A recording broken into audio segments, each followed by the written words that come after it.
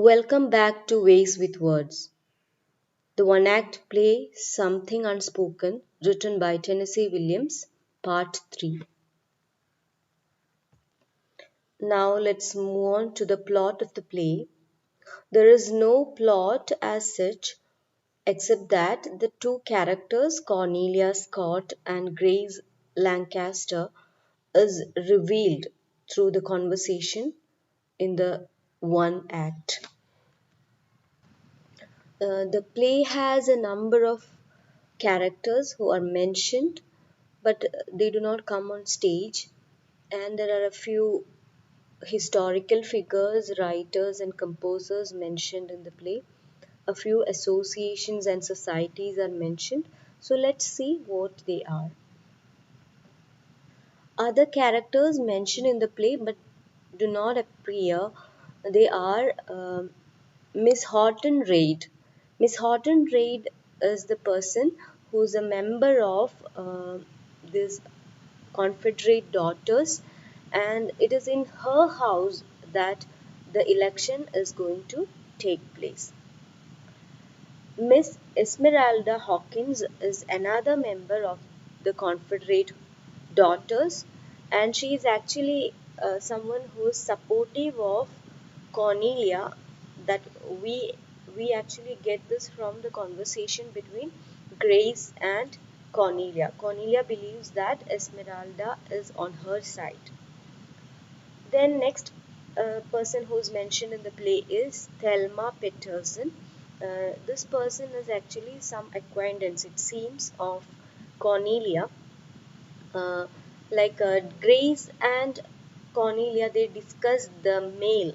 They discuss the letters that this person gets, Cornelia gets.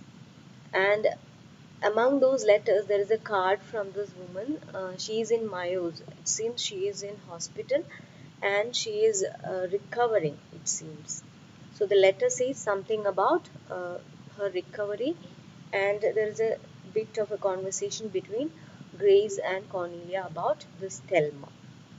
Next is Cecil Tutwiler Bates. This person is Cornelia's cousin, and it seems that this person is a writer, and one particular magazine had actually had some derogatory comments on this person, and Cornelia was not happy with that. She actually did not want the subscription of that magazine anymore. She wrote to the editor in chief, and she got a letter from the associate editor, it seems.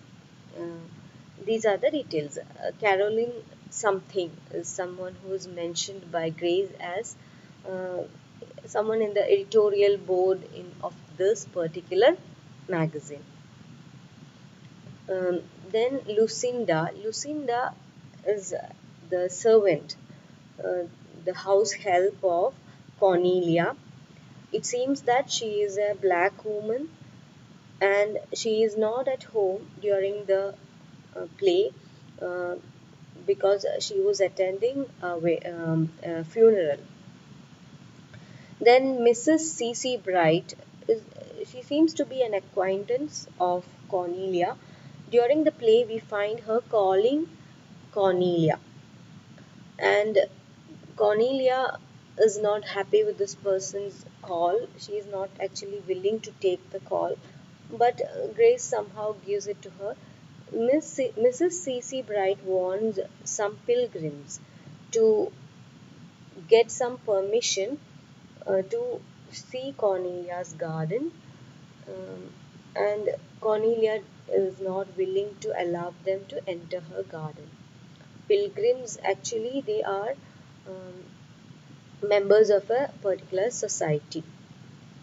Then next is Mrs. Colby, another member of this particular uh, Confederate Daughters.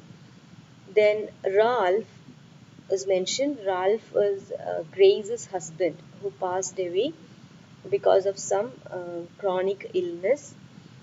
And Clarabelle Drake is mentioned. This person is a mutual acquaintance of Grace's family and Cornelia. Then finally, Mrs. Hornsby is actually the person who gets elected as the regent of Confederate daughters towards the end of the play. Now let's have a look at the musicians and writers mentioned in the play. There are a few composers and musicians mentioned because they discuss gramophone records, and also Grace plays some music on the gramophone record in the play. Uh, the composers are actually Johann Julius Christian Sibelius. This person is a person from Finland, a noted composer of symphony in Finland. Next is Antonio Lucio Vivaldi. This person is an Italian Baroque composer and violinist. Next is John Christian Bach, and he was a British composer of classical era. Then we have Wanda Alexandra Landowska. She is an harpsichordist, it seems. She is a musician also, and her music is played um, by Grace. Then other people who are mentioned are some writers like Thomas Nelson Page. Thomas Nelson Page is mentioned when Cornelia's cousin Cecil Tutwiler Bates is talked about, because Thomas Nelson Page is an American author of short stories, novels, essays, etc. And he is best known for his role as literary spokesman for the glories of Old South. So Cornelia says that her cousin is as good as, or almost, he is the um, someone who is as good as this particular writer. Cornelia also is from South. Her cousin is also from South. So her cousin is as good as, or he is the best follower of this particular writer, she says. Then Edith Louisa Sitwell. Sitwell is mentioned while they were discussing music. She is a poet and critic from Britain, and her work Facade is mentioned. This is a collection of poems. Now let's have a look at the associations and organizations mentioned in the play. Confederate Daughters, we have already seen what it is. Next is pilgrims. I told you how the pilgrims were not allowed in Cornelia's garden. So, who are these pilgrims? It's a patriotic society. So, when we refer to pilgrims, they are the members of this society. It comprises of people who trace their ancestry back to someone who helped to found the country. So those people who um, took refuge in the American continent, North America, from England, they are called Pilgrim Fathers. So those people who descended from these Pilgrim Fathers, they are called pilgrims. So they have a society like that. Then daughters of the barons of Runnymede, that is again an aristocratic society of women who were descendants of the barons who were part of, what should I say, this Magna Carta. Magna Carta, that particular um, incident, or it's not an incident actually. Magna Carta was signed, and it was considered to be a historical event in England, and those people who were actually part of that event, that was called, um, those people are, their descendants are called daughters of barons of Runnymede. So the members have to be someone who has a connection with one of those barons, or those people from the court. Then Colonial Dames, that is again another society. It is an organization of women who are descended from the ancestors who lived in British America. So those people who were part of colonial uh, America, those people who lived during the reign of Britain in America, and their descendants have a society called Colonial Dames. Then next is Huguenot Society. It's an assembly of Protestants descended from men and women called Huguenots from France and settled in America to escape religious persecution. So these are the associations mentioned in the play, and they are mentioned actually to show how Cornelia wants to show off. She wants to tell Grace or her companions in Confederate daughters that she is good enough. She has enough connections with the aristocratic people in America. Now let's move on to the detailed summary of the play. Miss Cornelia Scott is impersonating her secretary on phone when the play begins. She is talking as if she is Grace, and she informs Miss Horton Reid that she will be unable to attend the meeting of Confederate daughters due to sore throat. She also leaves a word for Miss Esmeralda Hawkins to call her when she arrives for the meeting. Meanwhile, Grace enters the scene. Cornelia is not happy that Grace is late. Then they discuss the mail.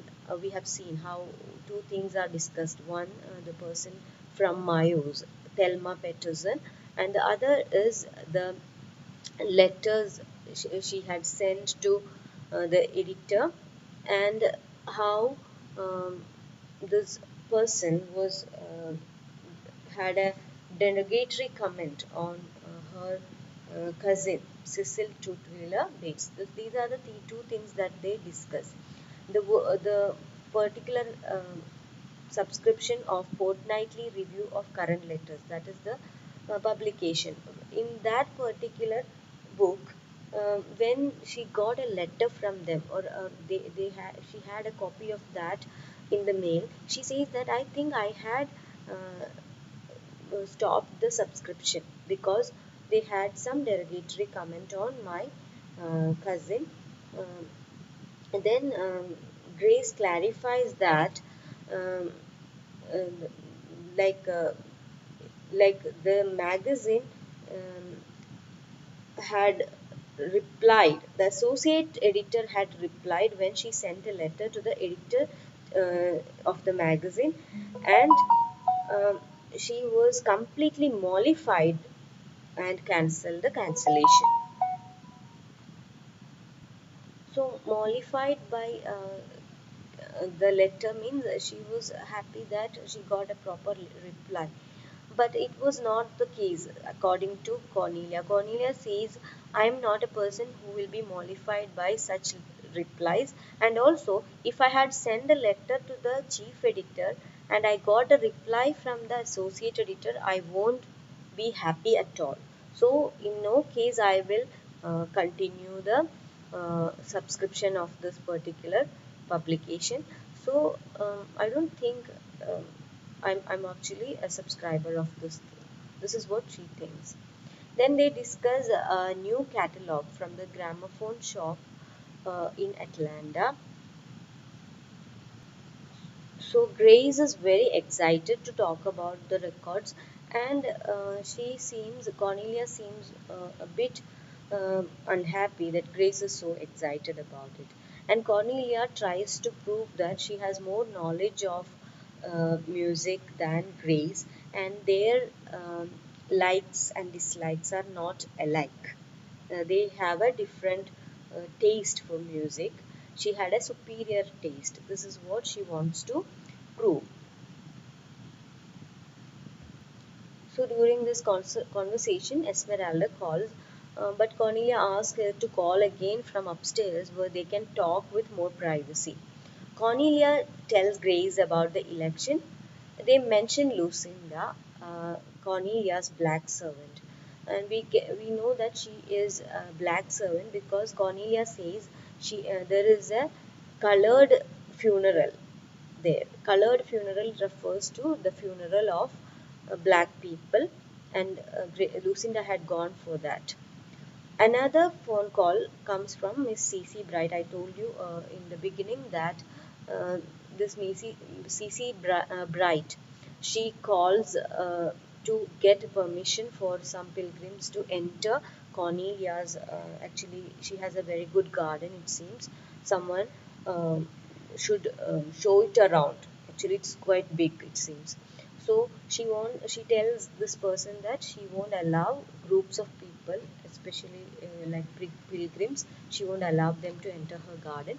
Individual visitors are welcome with prior permission, if they take prior permission. Then Cornelia and Grace discuss the election.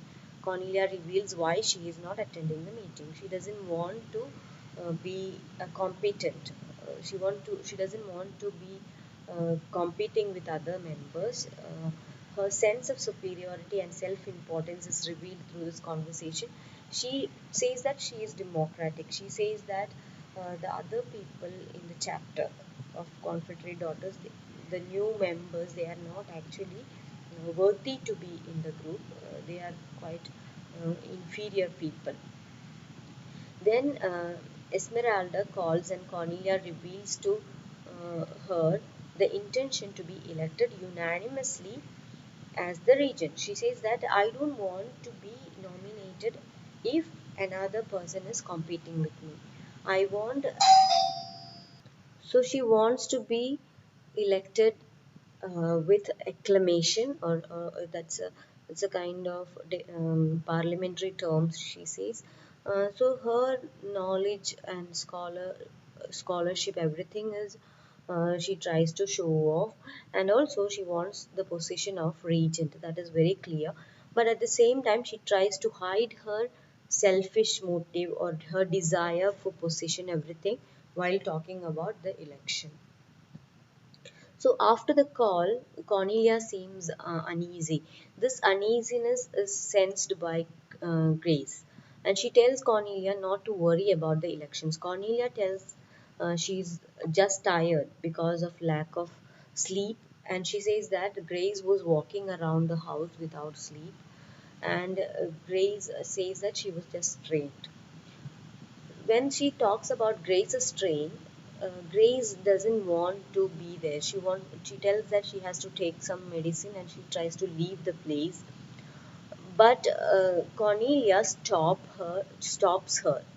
She wants to have a conversation with Grace about something that is going on between them. Cornelia is very soft and sentimental.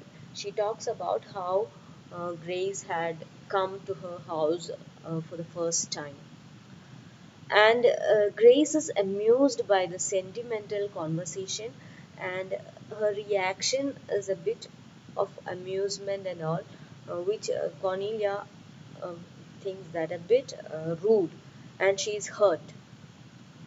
And Cornelia again tries to make Grace talk about the unspoken feelings between them, or something that had been there when she first came. It has been 15 years since Grace first came to their house. Suddenly, Grace starts sobbing. Grace has also a feeling of discomfort. She starts sobbing and tells Cornelia about the difference between them. She is unable to break that silence between them. It is like a wall. She won't be able to break that wall because she is weaker than Cornelia. If there is anyone to break that wall, that is Cornelia, according to Grace. Their conversation is actually stopped by Esmeralda's call, and she asked Cornelia if she was willing to accept Vice Regent's position in case she is not elected, and hangs up before Cornelia can explain. There is a lot of noise over there, and Cornelia cannot talk to Esmeralda, and Cornelia is quite upset that her plans didn't work out. Then Grace tells Cornelia that she should have gone for the elections, and that conversation again moves to the kind of relationship they have, um, and Cornelia feels lonely without any support and all. She wants Grace to support her, and she says that she wanted Grace to stay with her. She was lonely after her mother's death, and Grace was lonely when her husband died.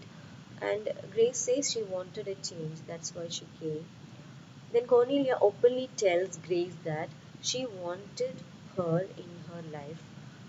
And when before Grace could answer or reply, um, there is another call from Esmeralda. um, Cornelia is upset when she gets the call because her nomination was not withdrawn as she had planned or instructed Esmeralda, and she lost the election to one Mrs. Hornsby.